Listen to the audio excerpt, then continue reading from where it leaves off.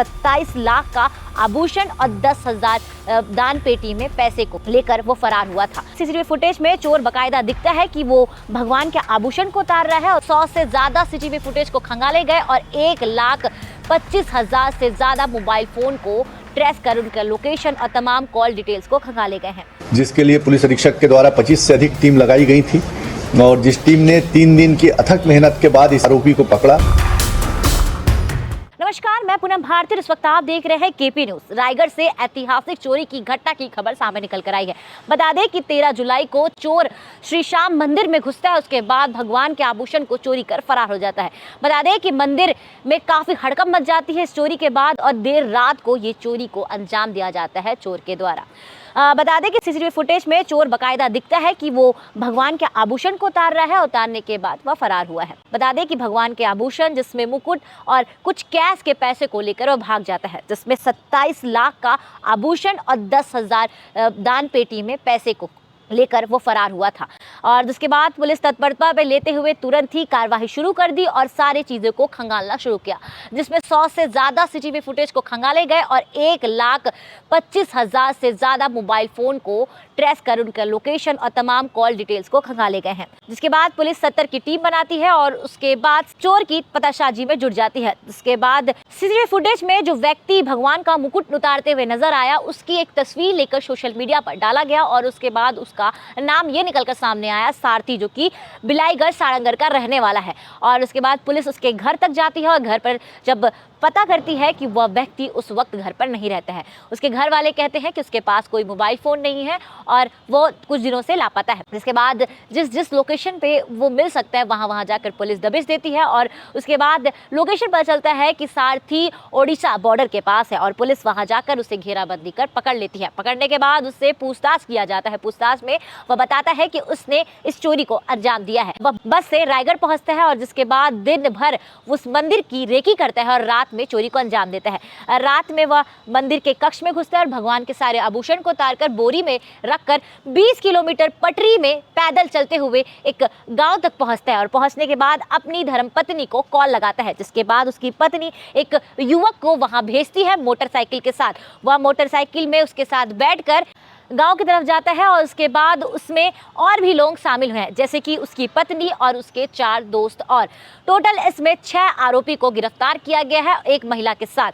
बता दें कि इस प्रकार से इन्होंने जो सोने को चुराया था और किस तरीके से इसे खपाने के ये लोग प्रयास कर रहे थे और इसमें सभी की मिली भगत थी और सब मिलकर इसमें एक दूसरे के सहयोगी थे। वहीं बता दें कि सोने के आभूषण को किसी प्रकार से बेचा नहीं गया था, ना ही इसे गलाया गया है और वापस सोने के आभूषण वैसे के वैसे ही मंदिर में सौंप दिए गए हैं। बता दें कि बड़ी सफलता है, जिसमें 27 लाख का ये आभूषण और साथ ही 10,000 कैश जो कि इस मंदिर पेटी से चोरी की गई थी, वो सारी चीज़ें वापस कर दी गई है। वहीं बता दें कि इसमें जो मोटरसाइकिल का इस्तेमाल किया गया था, तमाम जो सामग्री है, लोहे जो ताले को तोड़ने के लिए इस्तेमाल किए गए थे, उन सबको जब्त कर लिया गया है।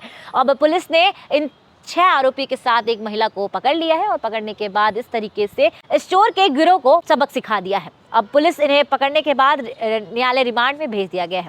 साथ ही बता दें कि इस पूरे मामले को लेकर रायगढ़ में प्रेस कॉन्फ्रेंस रखा गया था। पुलिस अधिकारी ने क्या कुछ कहा है, सुने आगे। आप सबको जैसा कि मालूम है कि 13 तारीख को रायगढ़ में बड़ी घटना हुई थी।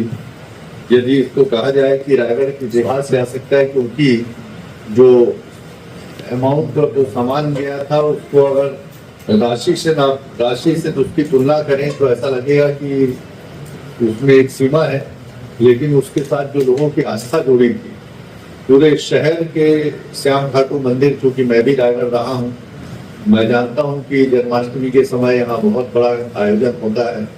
शहर का हर आदमी उस अवसर पर एक न एक बार भगवान के सामने मत्था टेकने जाता है।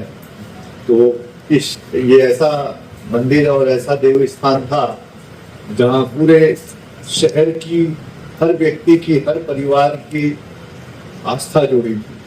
जिस कारण ये घटना हम लोगों को ऐसा लगा जब ये घटना हुई तो रायगढ़ के इतिहास की एक बहुत बड़ी घटना है और इसीलिए इस घटना पे हम लोगों ने ये पूरी कोशिश की कि इस घटना को किसी भी हालत में हमको रिकवर करना है।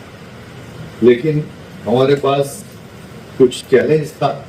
एक तो समय का चैलेंज था, हम लोग चाहते थे कि जल्दी से जल्दी इसको रिकवर करें ताकि भगवान के जो आभूषण हैं वो जस के तस मिल जाए।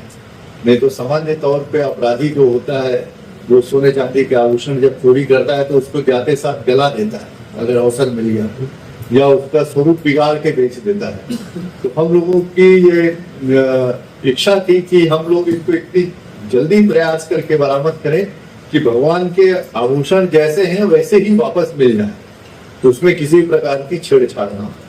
तो एक तो ये समय का की सीमा थी और दूसरा ये बिल्कुल ब्लाइंड घटना थी।